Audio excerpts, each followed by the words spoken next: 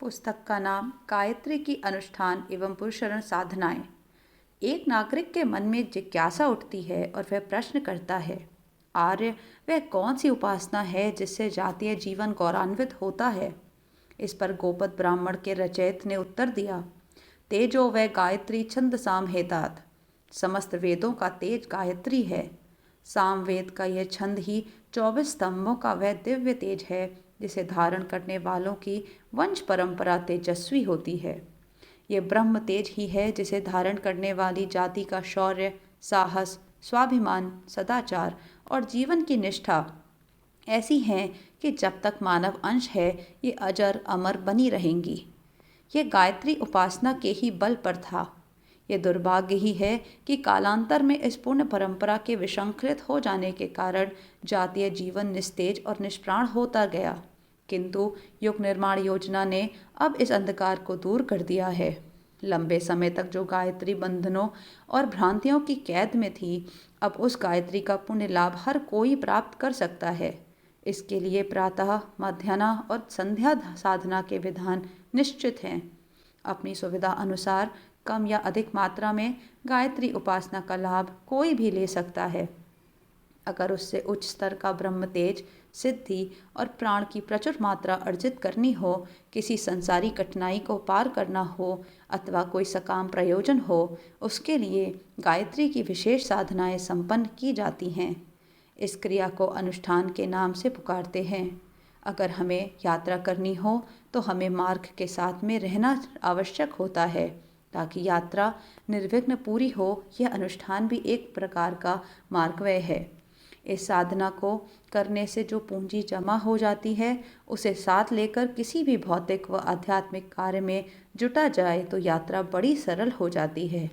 गायत्री अनुष्ठान से साधक की मनोभूमि में भौतिक परिवर्तन होते हैं, जिसके कारण उपासक में बुद्धि, प्रतिभा, सूझबूझ और दूरदर्शिता पैदा होती है, जिसके कारण वह ऐसा रास्ता प्राप्त कर लेते हैं जो कठिनाई के निवारण में रामबाण की तरह फलप्रद सिद्ध होता है।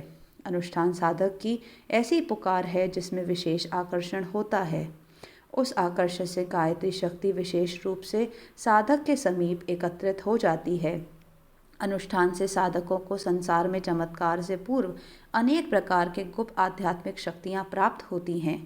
अनुष्ठान की 3 श्रेणियाँ हैं। पहली लघु, दूसरी मध्यम, तीसरी पूर्ण। 2 नवरात्रियाँ गायत्री उपासना के 2 आयोजित वरदान हैं।